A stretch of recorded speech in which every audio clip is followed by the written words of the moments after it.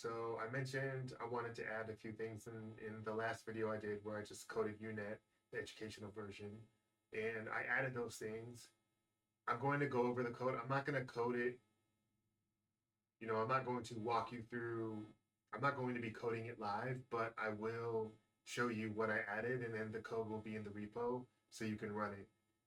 I'm not going to, this is the only code that will be in the repo as well. What I mean is, I guess the first version of Unet that I built, the purely educational version, just so you could see the live implementation, that version is not in the repo, but this version is, and I'll explain how you can run it so you can reclaim, I guess, the original version without any of the enhancements that I've added. So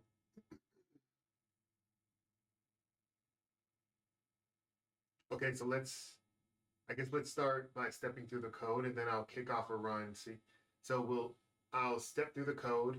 So, and I'll mention the additions that I made.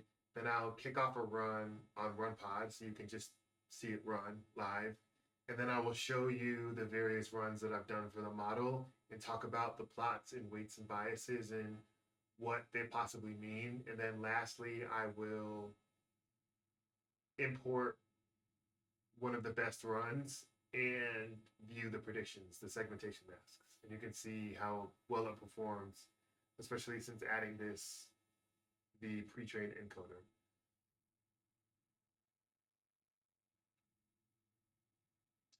Here's my code. It looks very similar to the one before, but I'm gonna just do a search for the term added, and we'll talk about what I've added. So first of all, actually before that, let's just talk about the biggest piece that I've added, which is, where's that? So I wanted to, so in hopes of getting the dice score into the mid upper 80s, which is where I theorize we're going to start seeing good predictions, I thought the biggest potential was to add a pre-trained encoder, so doing transfer learning. And I decided to use ResNet, which naturally has multiple layers that lend itself well to skip connections, as ResNet is the first network that introduced skip connections. So the thing is I took this pre-trained encoder from PyTorch. PyTorch has ResNet 34, and then for each of the layers in the model, I made a skip connection I actually drew a diagram the other day of what it looks like. So we're just swapping out the encoder. So the overall, the abstract the high level architecture looks the same, right? We just have some kind of layer, and then for each layer we have some kind of layer that does processing of the image, and then from that layer to its corresponding encoder, we have a matching decoder layer, and we just pass the learned image representation to the decoder layer. That's it. It's just that in this black box, these layers, it's actually layers of ResNet. That's the only difference. I covered ResNet in one of my previous videos, so we're not going to go into that now.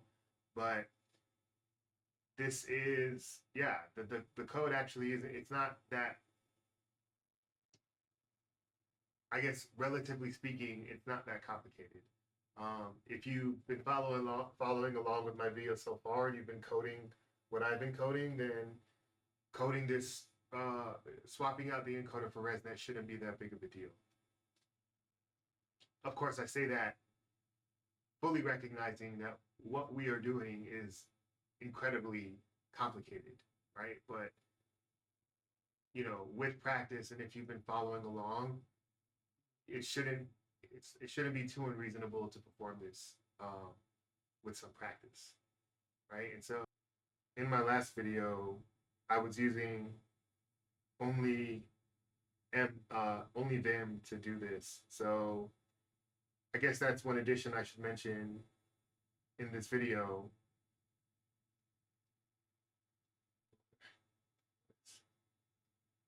So one addition I should mention is that I'm using VS Code now, just because I ended up having to debug some things when I was creating this, when I was swapping out the encoder, and I, just wanted to use a nice debugger with the UI. So I'm using Visual Studio Code now.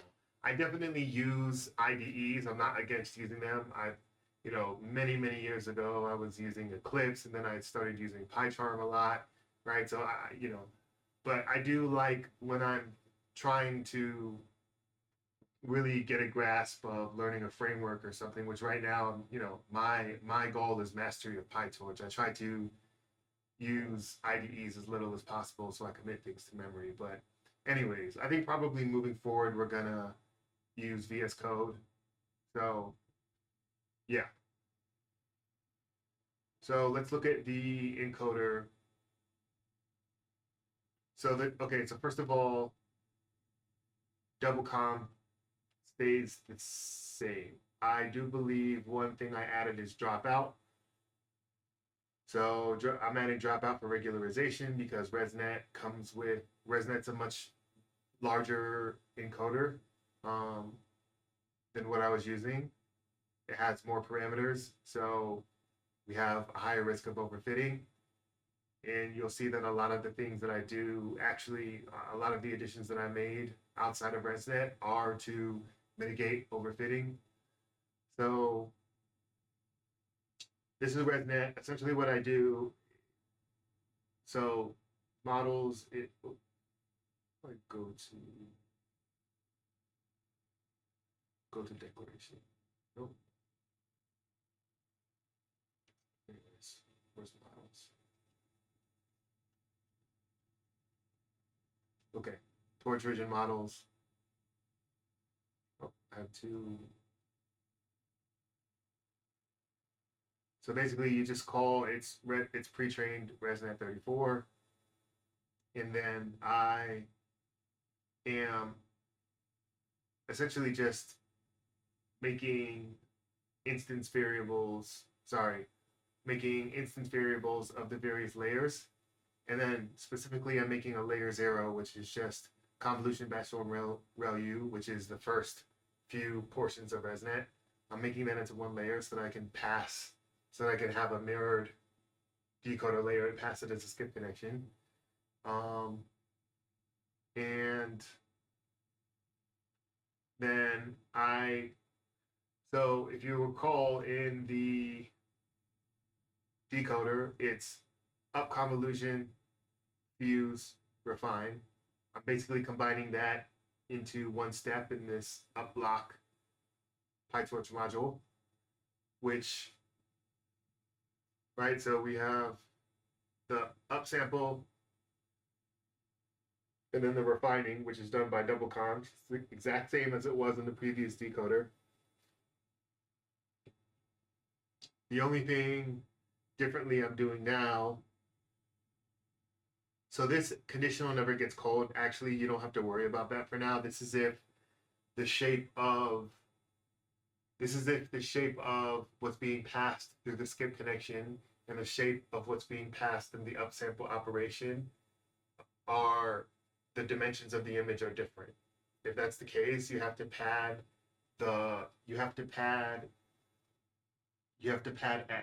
to pad what's passed from the upsample in order to match what's coming in from the skip connections so that you can actually concatenate them. That's never getting called. If in the original Unet, if you follow their architecture exactly, I do believe that you have to pad the upsampled image first because the dimensions don't match. But this is something I was messing around with, so you don't have to worry about it for now. I probably just delete it, but anyways.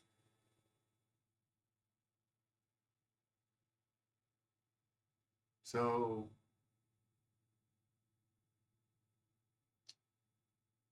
right.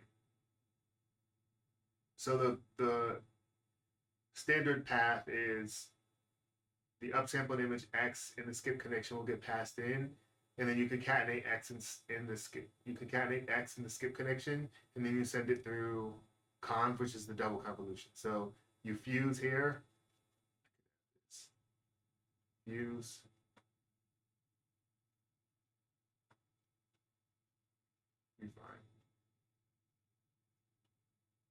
Now, there is one case, and that is this blue.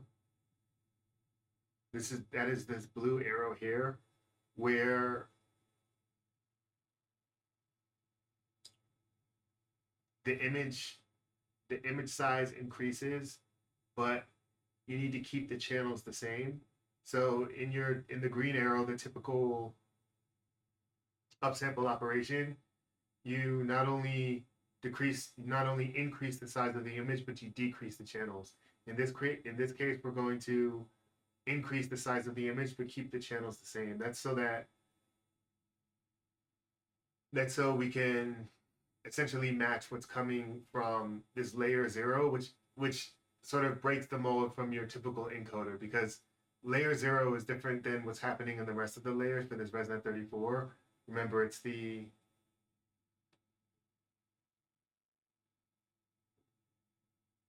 layer 0 is conv1, BatchNorm 1, rel u1 that we packed into this sequential. So because it's slightly different than this, we have to change what's happening here. And so I added this conditional to check to see if the size of X and skip are the same on the size of the channel dimension. If they are, then I know it's this special case right here. And then I know it's this special case right here. And so then I call this upsample special, which you can see it keeps the output channels the same. It doesn't drop it by half, right? And then we concatenate. So we fuse and refine, and yeah, that's all you need to do for. That's all you need to do for. All right, and then of course you have a head. I believe that's the same as the previous decoder. I'm pretty sure, you know, the high level architecture, this high level module just is the same. I believe it's just I just made a convolution to the operation that outputs the number of classes, which in our case with the Oxford pet data is going to be 3, and kernel size is 1. So right, because the fusing and upsample fuse refine is happening in one class, you don't see any of that logic here. You just pass it through all the layers of the encoder, then up through the layers of the decoder, call the classifier head, and that's it. So let's move on to the rest of the things that I added. So I'm going to search term for added. Okay, so I added the IOU score on top of the dice score. Remember, dice is more forgiving than IOU because it multiplies the true positives by 2. So it whenever there's overlapping, it gives a higher score. I just wanted to make sure that if the dice score are the images that have segmentation masks and ground truth and prediction segmentation masks that are overlapping, I want to make sure that they're not drowning out perhaps the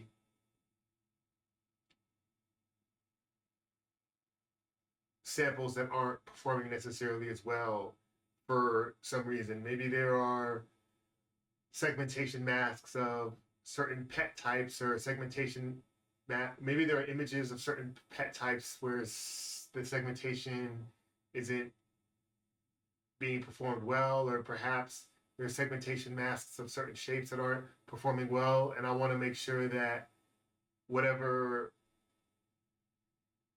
metric that I'm looking at can, that those poorly performing data samples aren't being drowned out by the dice score of the samples that are performing well.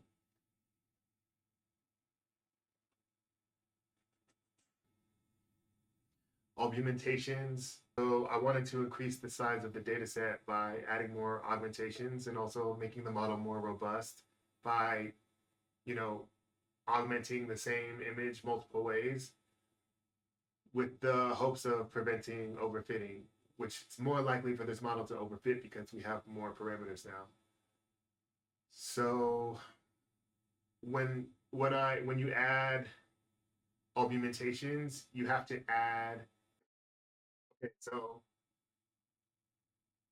I added some comments. So I added comments for everything that all the additions I made. So you can clearly understand why I made. On top of me explaining it in the video, you can clearly understand in the code why I made these additions. I added some comments here about what this custom dataset class does, but essentially, like I mentioned before, the original pipeline expected pill images as inputs, and it returned PyTorch tensors. Albumentations expects NumPy arrays as inputs and expects that we return NumPy arrays as outputs. So we wrap the dataset class, Oxford dataset class, in this custom class, and it converts the inputs, any pill inputs. So it converts the input and the target to NumPy arrays, and it ensures that the masks are long. There's a fix for negative labels that I had to do here, just FYI.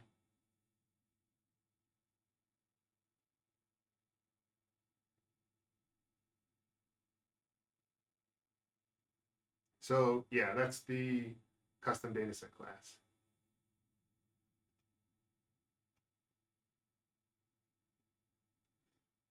Okay, so moving on to the next addition. So this is the freezing of the encoder. So because we added this pre-trained encoder that, ResNet, that was trained on a massive amount of ImageNet data, so it knows how to take an image. It knows how to take image pixels and transform it into these latent image representations, these learned feature maps, latent features. And we want to exploit its ability to exploit its the pre-trained weights and its ability to transform images into something intelligent, into an intelligent distribution. We want to exploit that. So we want to take an image, turn it into an abstract representation, and then send that to the decoder so that it can eventually perform the segmentation task. So we're still going to train this encoder decoder, right? But if we swap out the encoder, so we have ResNet, and then we have this untrained decoder, and we start, back propagating on, the loss between, we start back propagating on a loss function, our initial gradients are going to be very noisy because the decoder is untrained. It's initialized with random weights. Even if we intelligently initialize the weights, as intelligent as possible, they still have no intelligence for the task baked into the weights. So the initial gradients are going to be super noisy, and it's literally going to ruin the intelligent distribution of the encoder, right? So what we do is we freeze the encoder weights, and then we train only the decoder, and then we unfreeze. We can either unfreeze the entire thing, or we can intelligently unfreeze certain layers, right? So that certain layers get trained. And the way we do that actually is we unfreeze the latest stages of ResNet first, of our encoder first, which has these specialized high-level semantic concepts, right? So these, you can think of it as these learned features are more robust are a bit more robust to noise, right? Like the earlier layers of ResNet have to be extremely precise because they're low level, almost pixel. They're closer to the pixel level features, so they're more sensitive. any, a smaller amount of noise will result in a larger change. Whereas these features that are closer to the middle of the network, right? The later stages of ResNet are more robust. So we unfreeze these first, and we start training these first, and then we unfreeze these last, right? And so in order to do that, I essentially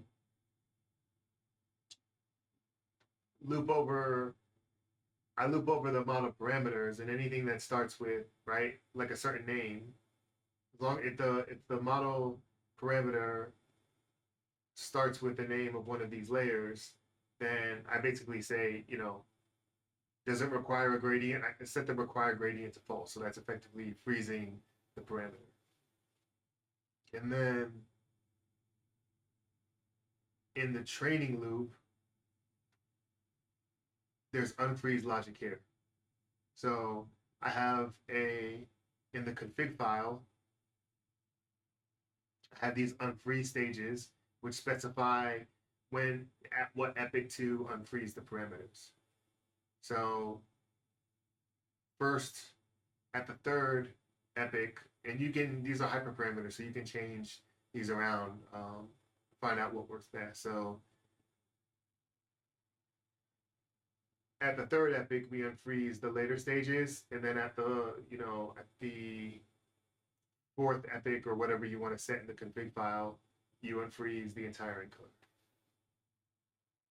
So that's and this is a super useful technique to know. You should be doing this.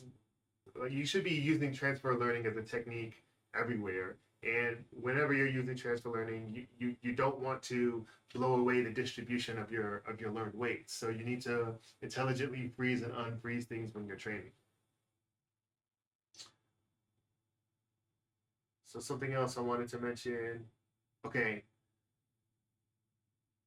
In the last implementation, I am using these weights, right? But I wanted to mention that in the original Unet paper, the weights that they're using are inversely proportional to the pixel count to the pixel count in the images, right? So remember, this is pixel level classification, and so basically you count the number of, you go to your, so basically you look at your ground truth. In the original Unet paper, they're looking at their ground truth images, and they're saying how many pixels belong to the pet class, how many pixels belong to background, and the weights are inversely proportional to those pixel counts. I'm not doing that here. I'm just setting a certain value. That's something you can mess around with on your own. So the next thing, differential learning rates. So why? It's because we want the large pre-trained weights to move more gently, right? So again, we don't want to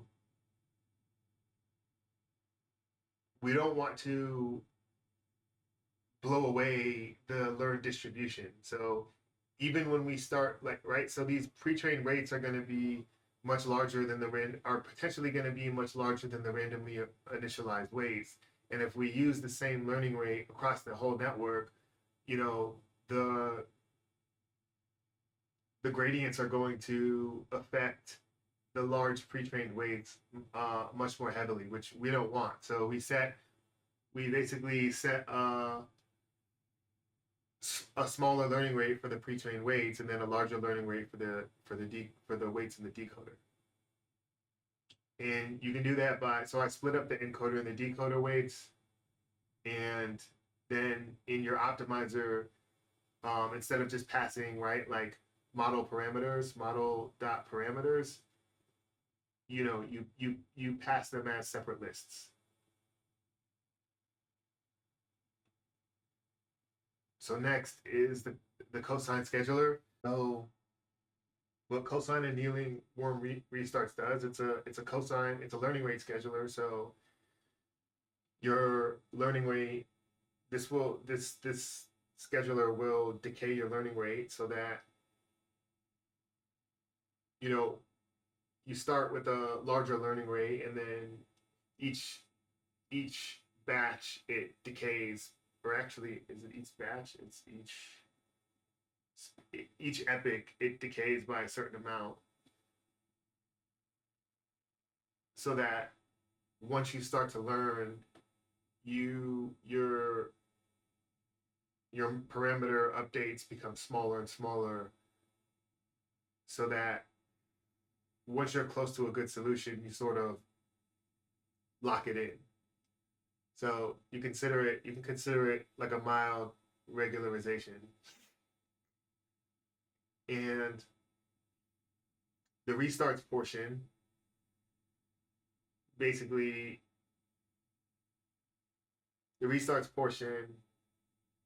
does this weight decay on a cycle. So you define a certain number of epochs over which you're going to decay your learning rate. So let's say, and this is something in my config file, so let's say that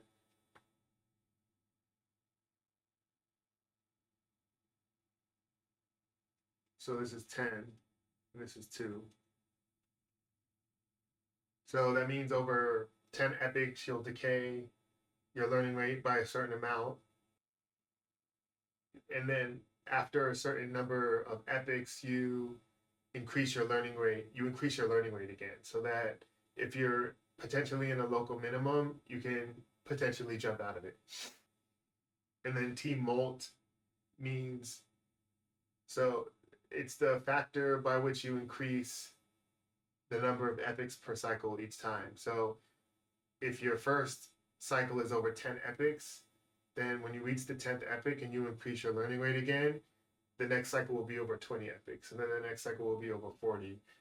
That is, again, so that, you know, once you do start to approach an optimal solution, you sort of lock it in. You don't want to move away too far too soon from an optimal solution. It's kind of going against what you're trying to do. So what's next? Warm start. Warm start is essentially for a certain number of epochs. In this case, I'm saying 2. I should actually make this a config parameter.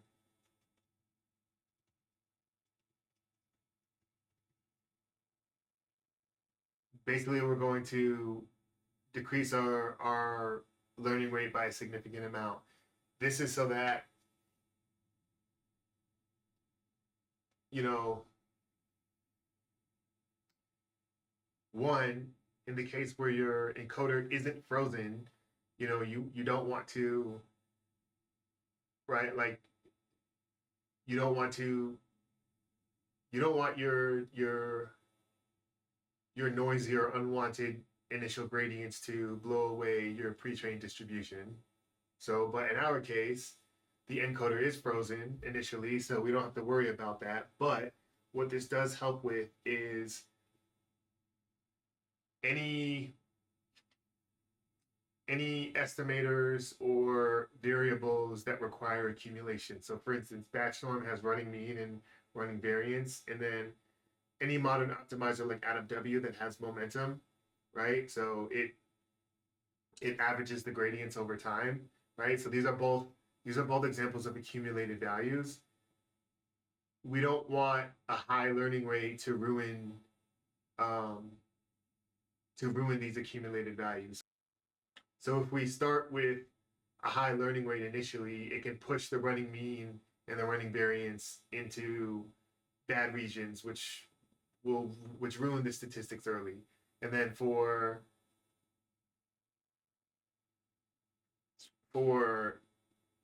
AdamW, right, like for momentum, so if you think about gradients, so let's say your optimum gradient trajectory is going in this direction. Initially, your gradients are going to be super noisy. So maybe one's pointing this way, and then the next one is pointing like this way. It's super common, right? So if you're averaging those in, so now let's say we're on the 10th mini batch gradient descent, or the 10th mini batch, and we had those initial noisy gradients. Let's say they're both pointing up, like in this direction, and then maybe on like the 5th or 6th step they start pointing this way, right? The point is that we're averaging those super noisy gradients, so it's going to take a long time. It's going to take longer for the momentum to be built up in the proper direction, as opposed to, you know, if we have a lower learning rate, then the noisy gradients won't have a as strong of a factor, because we're not multiplying, we're not exacerbating the problem. So right, that's why we do warm start. Another technique that anyone looking to train models should know.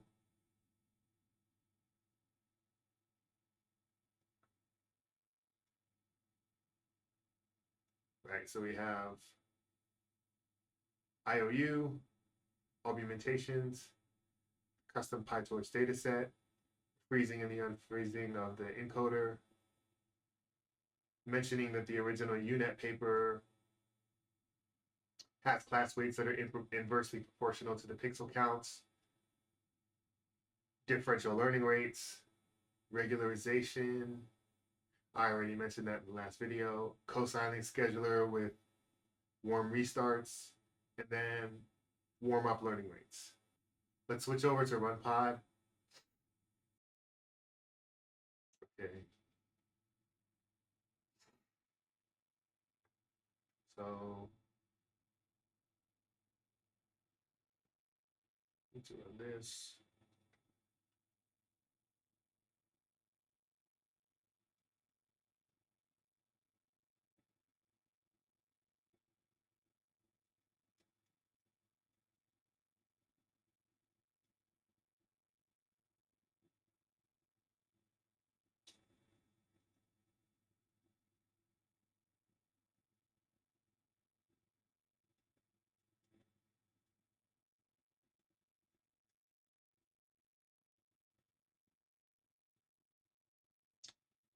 Okay.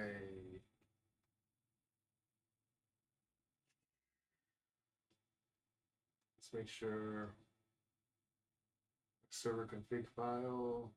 Right, we're going to, so what I did is I created a config variable that, so one to switch out, one to add augmentations versus the data set with no augmentations, and then the conditional for training with the enhancements versus not. So I did not do an ablation study for this. Well, I did kind of like a partial ablation study, but not fully. And what that, an ablation study is basically making sure that any of the addition, like being able to properly identify the, it's basically doing a proper controlled experiment, right? So, you know, if you make 5 additions to the model and then you test the 5 additions and then you get some kind of increase in value, you don't know what that increase is attributed to, which of the 5 additions that increase is attributed to. So ideally you do an ablation study where you basically remove, well, I guess ablation study, or you could call it just a regular controlled experiment where you add one thing at a time and properly measure the lift if there is any. So I did not do that. I've already spent a lot of time on this project already, longer than I want to. And all of these techniques are things that you should probably be adding anyways. And they're things that you should know. So for now, I'll let you do a full ablation study yourself. And we're just gonna run this. So server, test model false, save model true, unfreeze stage 6.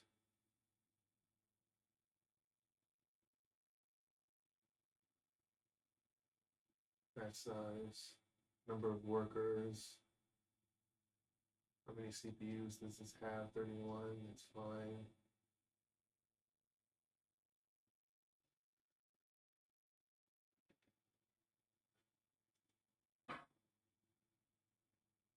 added augmentation true, enhanced true.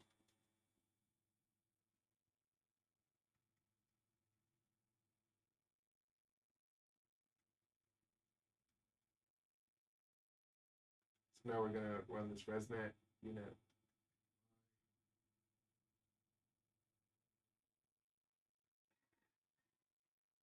And so while that's running, so I'm gonna show you the previous runs that I did. So this orange run is the exact same run that I'm doing right now. I just wanna show you all that it's how to run it and that it's working. So let's talk about this for a bit. So this is the first run of the model I did in the last video where I coded the educational implementation. And I don't know if I added BatchNorm in that video or not, but I added BatchNorm in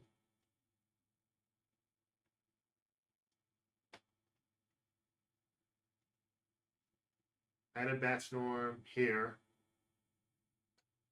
right before the activation. So I normalized the logics before the activation, and I did a run of that. So this is without data augmentation.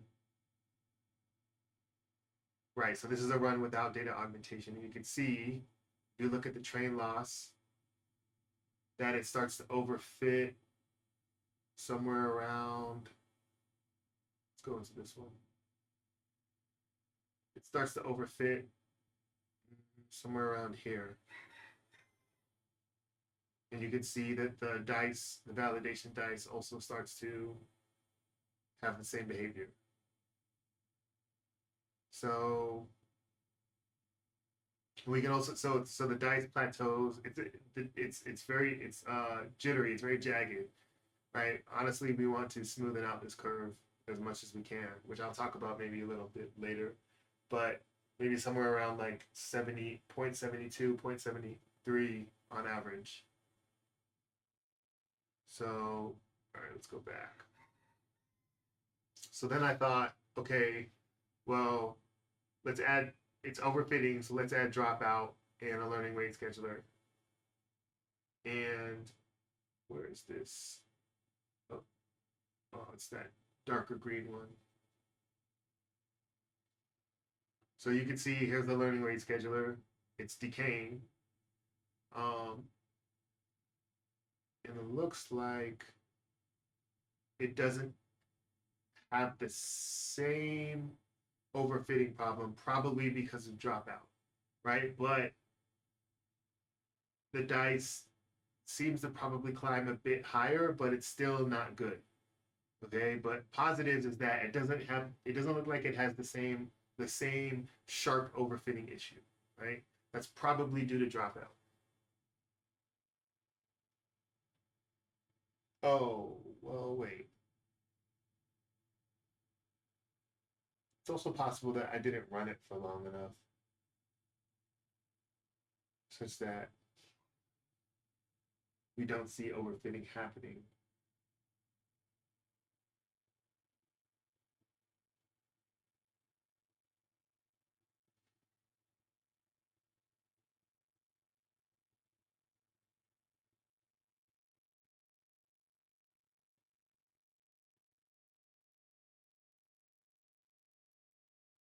Yeah, I take back that comment about overfitting. Didn't run it for long enough. Resonant.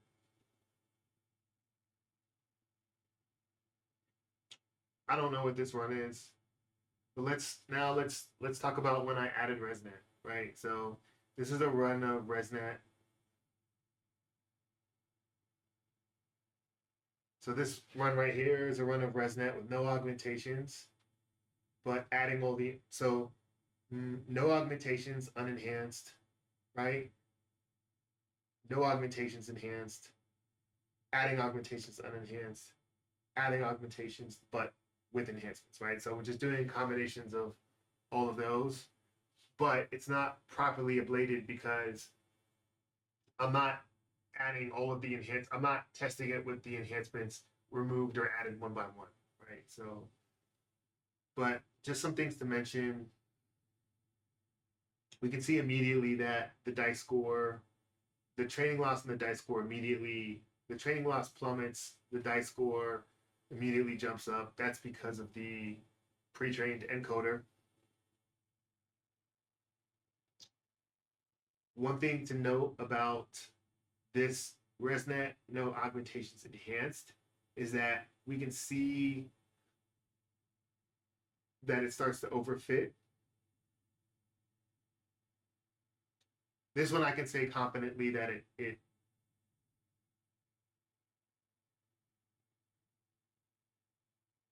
let's look at it here. This one I can say confidently it starts to overfit. If you look at validation loss around maybe epic 15, it starts to climb back up. So that is an indication of overfitting for sure. And so then when we add an augmentation, we can see that behavior. Let's look at enhanced. No augmentation. Enhanced. Let's add augmentation and look at enhanced as well. We can see that it doesn't have that same behavior, right? And if we look at, again, let's look at no augmentation enhanced, no augmentation unenhanced. We can see, so essentially if we look at the no augmentation runs versus the runs with augmentation, regardless of whether it's enhanced or unenhanced, we see that it overfits. And then as soon as we add augmentation, we see that overfitting go away, which is, that's the kind of, those are the kind of things that we want to see and that we want to validate by these plots. So we can have confidence that our techniques are working, and we can have confidence in our model. Let's see, is there anything else I want to mention? Right, if you look at the dice scores versus the dice scores versus the IOU scores, clearly dice is much higher. IOU scores penalize more heavily. What else?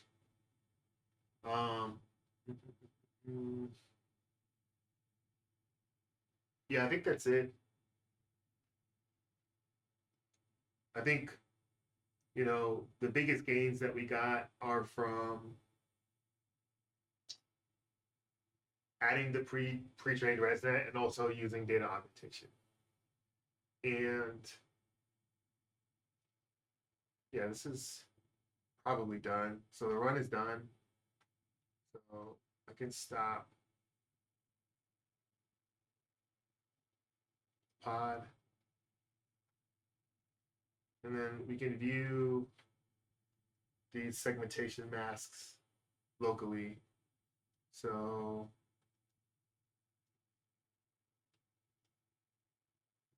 I'm not going to grab the run I just did. I'm going to grab no augmentation.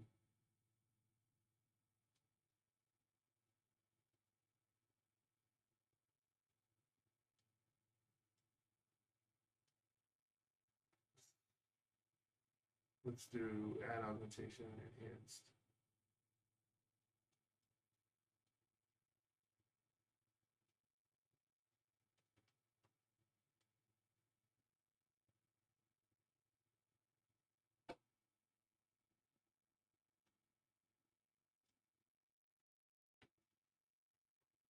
So this is the artifact we're going to grab.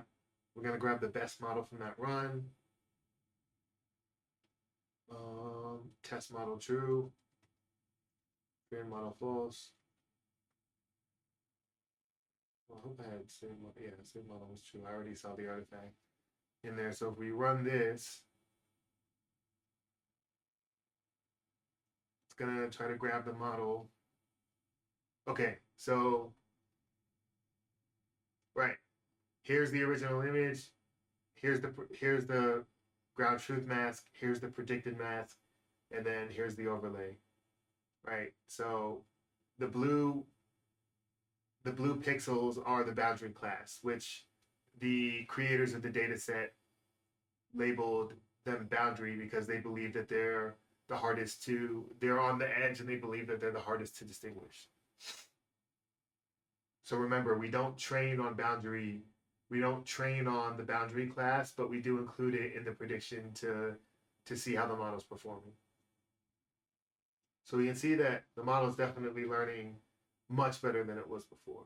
And this is mostly due to the pre-trained encoder weights, but there's still room for performance improvements, right? Like I mean, what you see here is like, oh wow, this model's really intelligent and it's doing a good job. Yes, but the small gains that need to be, that we really want to see for this model to be good for certain use cases, like require an incredible amount of complexity. So the idea is that like initial gains don't require as much as like small improvements in precision, right? Because when we're talking about using these kind of models for a medical task, there can't be, you know, so these are false negatives right here, right? These are parts that the mask should actually be predicting as part of the mask as a true positive, but it's a false negative, right? And then, so false negatives, and then also a false positive, which like if we had a part of the mask out here or something, the cost for that in certain environments too high. You know what I mean? Like if we're trying to, you know, predict a segmentation mask for cancer cells or like a cancerous like tumor, you know what I mean? And it's like, oh, like this isn't part of the tumor and this is part of a tumor. It's like that risk is really high. But getting the model to perform, getting the model to make those tiny improvements in its edge cases is like a lot has to be done. So I only mention that because for researchers and people who are coming into this field and they want to, I don't want you to have this pretense or this notion that it's like, oh yeah, like I, you know, swap this out, did this, getting really good job, and then, you know, you hit this wall where you're like, damn, I cannot get this model to predict closer to the edge. It's like this is where, you know, these tiny improvements is where all these papers are published, and like people trying to get tiny, just like a little bit of increase in precision or recall, and these things like, you know, they have to add like massive architectural components or swap out, you know, things like it's a lot of work, you know.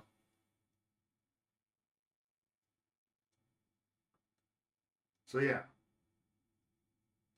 you can go through these yourself. You can run the code. It's all there. Um, Hope you enjoyed all that. Hope you learned something. I think next I'm going to do a variational autoencoder. So that one's going to be fun. So I'm going to show you all the math, how to derive a variational autoencoder, talk about variational inference, why it's important, build it from scratch, and then run on some data. Later.